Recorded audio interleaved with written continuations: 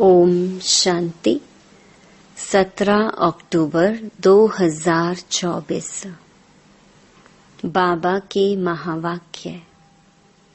मीठे बच्चे, याद की यात्रा पर पूरा अटेंशन दो। इससे ही तुम सतो प्रधान बनेंगे। प्रश्न: बाप अपने बच्चों पर कौन सी मेहर करते हैं? उत्तर: बाप बच्चों के कल्याण के लिए जो डायरेक्शन देते हैं, यह डायरेक्शन देना ही उनकी मेहर कृपा है। बाप का पहला डायरेक्शन है, मीठे बच्चे देही अभिमानी बनो। देही अभिमानी बहुत शांत रहते हैं। उनके ख्यालात कभी उल्टे नहीं चल सकते। दूसरा प्रश्न: बच्चों को आपस में कौन सा सेमिनार करना चाहिए? उत्तर: जब भी चक्कर लगाने जाते हो तो याद की रेस करो और फिर बैठकर आपस में सेमिनार करो कि किसने कितना समय बाप को याद किया। यहाँ याद के लिए एकांत भी बहुत अच्छा है। ओम शांति। रूहानी बाप रूहानी बच्चों से पूछते हैं, तुम क्या कर रहे हो? रूहानी बच्चे कहेंगे, बाबा, हम जो सतो प्रधान थे सो तमो प्रधान बने हैं। फिर बाबा, आपकी श्रीमत अनुसार हमको सतो प्रधान जरूर बनना है। अभी बाबा, आपने रास्ता बताया है, यह कोई नई बात नहीं, पुराने ते पुरानी बात है। सबसे पुरानी है याद की यात्रा। इसमें शो करने की बात नहीं। हर एक अपने अंदर से पूछे, हम कहाँ तक बाप को याद करते हैं? कहाँ तक सतो प्रधान बने हैं? क्या पुरुषार्थ कर रहे हैं? सतो प्रधान तब बनेंगे जब पिछाड़ी में अंत आएगा। उसका भी साक्षात्कार होता रहेगा। कोई जो कुछ करता है सो अपने लिए ही करता है। बाप भी कोई मेहर नहीं करते हैं। बाबा मेहर करते हैं जो बच्चों को डायरेक्शन देते हैं, उनके ही कल्याण अर्थ। बाप तो है ही कल्याणकारी। कई बच्चे उल्टे ज्ञान में आ जाते हैं। बाबा फील करते हैं, देह अभिमानी मगरूर होते हैं। देही अभिमानी बड़े शांत रहेंगे। उनको कभी उल्टे सुल्टे ख्याल नहीं आते हैं। बाप तो हर प्रकार से पुरुषार्थ कराते रहते हैं। माया भी बड़ी जबरदस्त है। अच्छे अच्छे बच्चों पर भी वार कर लेती है। इसलिए ब्राह्मणों की माला नहीं बन सकती। आज बहुत अच्छी रीति याद करते हैं, कल देह अहंकार में ऐसे आ जाते हैं जैसे सांडे माना गिरगिट। सांडे को अहंकार बहुत होता है। इसमें एक कहावत भी है, सुरमंडल के साज से देह अभिमानी सांडे क्या जाने। देह अभिमान बहुत खोटा है। बड़ी मेहनत करनी पड़ती है। शिव बाबा तो कहते हैं, I am most obedient servant. ऐसे नहीं अपने को कहना सर्वेंट और नवाबी चलाते रहें। बाप कहते हैं, मीठे मीठे बच्चों, सतो प्रधान जरूर बनना है। यह तो बहुत सहज है, इसमें कोई चूं चा नहीं। मुख से कुछ बोलना नहीं है, कहाँ भी जाओ अंदर में याद करना है। ऐसे नहीं यहाँ बैठते हैं तो बाबा मदद करते हैं। बाप तो आए ही हैं मदद करने। बाप को तो यह ख्याल रहता है बच्चे कहाँ कोई गफलत ना करें। माया यहाँ ही घूसा मार देती है। देह अभिमान बहुत बहुत खराब है। देह अभिमान में आने से बिल्कुल ही पट में आकर पड़ी है। बाबा कहते हैं, यहाँ आकर बैठते हो तो भी मोस्ट बिलवेड बाप को याद करो। बाप कहते हैं, मैं ही पतित पावन हूँ, मेरे को याद करने से इस योग अग्नि से तुम्हारे जन्म जन्मांतर के पाप भस्म होंगे।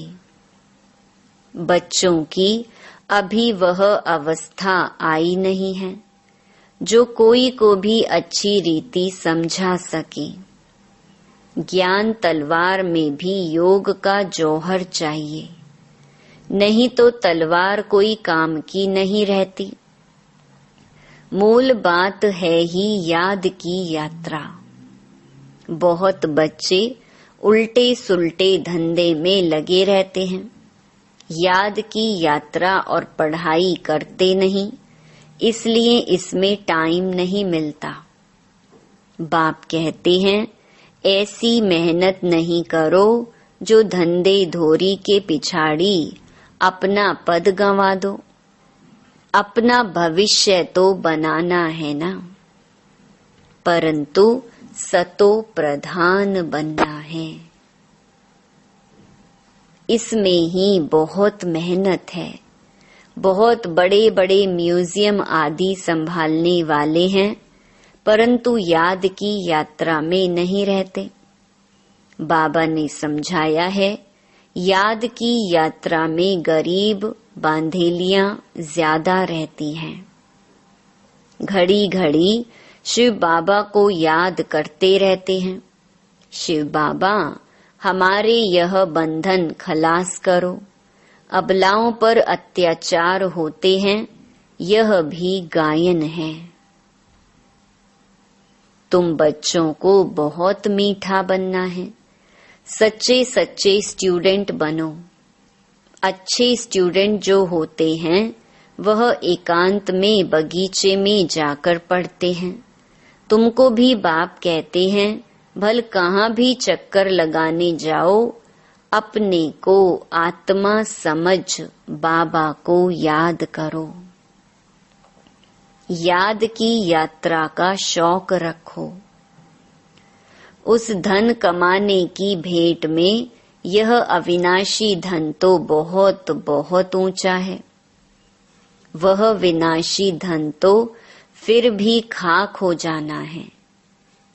बाबा जानते हैं बच्चे सर्विस पूरी नहीं करते, याद में मुश्किल रहते हैं। सच्ची सर्विस जो करनी चाहिए वह नहीं करते। बाकी स्थूल सर्विस में ध्यान चला जाता है।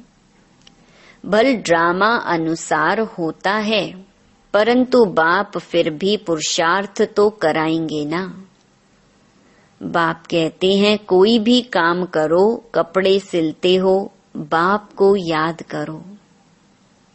याद में ही माया विघ्न डालती है।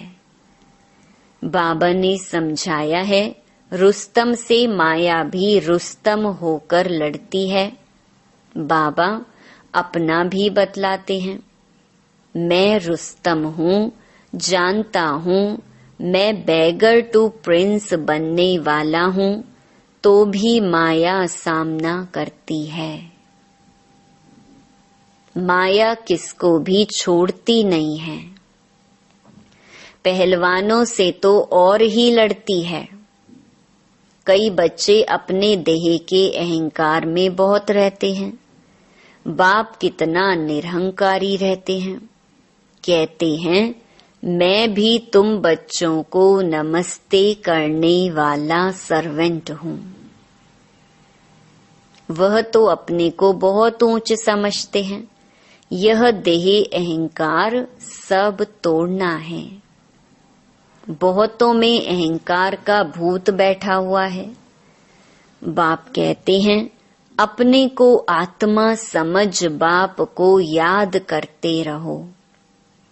यहाँ तो बहुत अच्छा चांस है। घूमने फिरने का भी अच्छा है, फुर्सत भी है। भल चक्कर लगाओ, फिर एक दो से पूछो कितना समय याद में रही। और कोई तरफ बुद्धि तो नहीं गई। यह आपस में सेमिनार करना चाहिए। भल फीमेल अलग मेल अलग हो, फीमेल आगे हो मेल पिछाड़ी में हो, क्योंकि माताओं की संभाल करनी है, इसलिए माताओं को आगे रखना है। बहुत अच्छी एकांत है। सन्यासी भी एकांत में चले जाते हैं।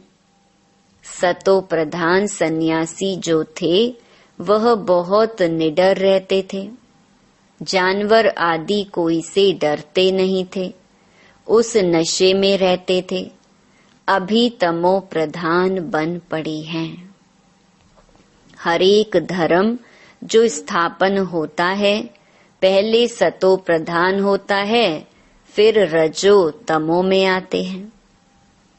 सन्यासी जो सतो प्रधान थे वह ब्रह्म की मस्ती में मस्त रहते थे।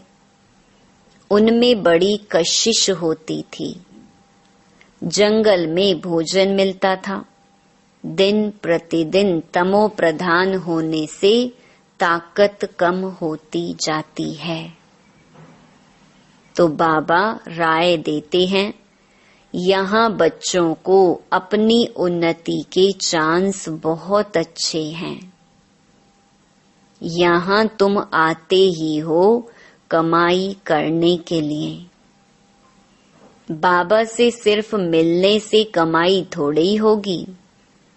बाप को याद करेंगे तो कमाई होगी।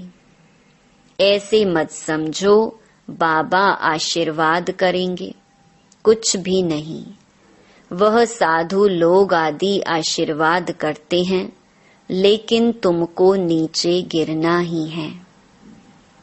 अब बाप कहते हैं, जिन्न बनकर अपना बुद्धि योग ऊपर लगाओ।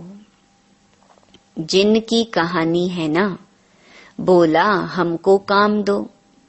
बाप भी कहते हैं, तुमको डायरेक्शन देता हूँ, याद में रहो तो बेड़ा पार हो जाएगा।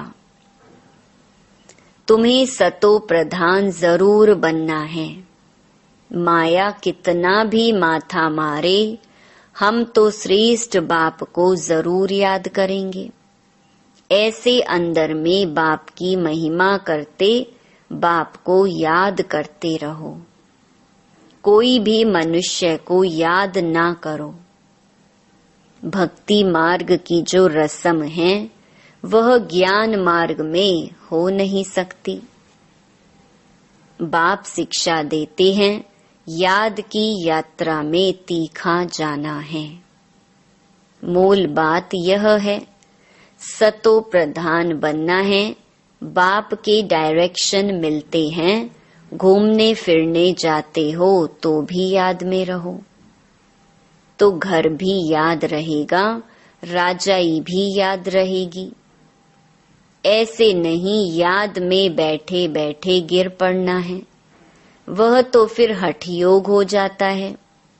यह तो सीधी बात है, अपने को आत्मा समझ बाप को याद करना है। कई बच्चे बैठे बैठे गिर पड़ते हैं, इसलिए बाबा तो कहते हैं, चलते फिरते खाते पीते याद में रहो।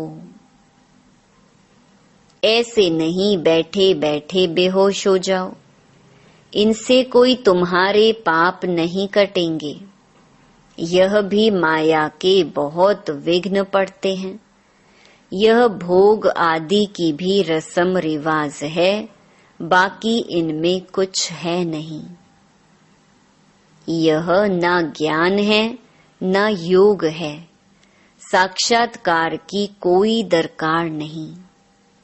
बहुतों को साक्षात्कार हुए, वह आज है नहीं। माया बड़ी प्रबल है। साक्षात्कार की कभी आश भी नहीं रखनी चाहिए। इसमें तो बाप को याद करना है, सतो प्रधान बनने के लिए। ड्रामा को भी जानते हो, यह अनादि ड्रामा बना हुआ है जो रिपीट होता रहता है। इसे भी समझना है और बाप जो डायरेक्शन देते हैं उस पर भी चलना है।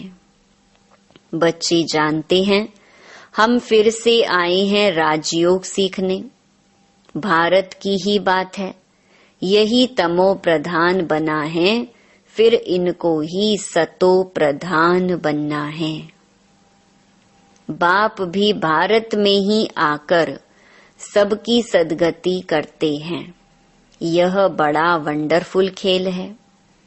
अब बाप कहते हैं, मीठे मीठे रूहानी बच्चे, अपने को आत्मा समझो।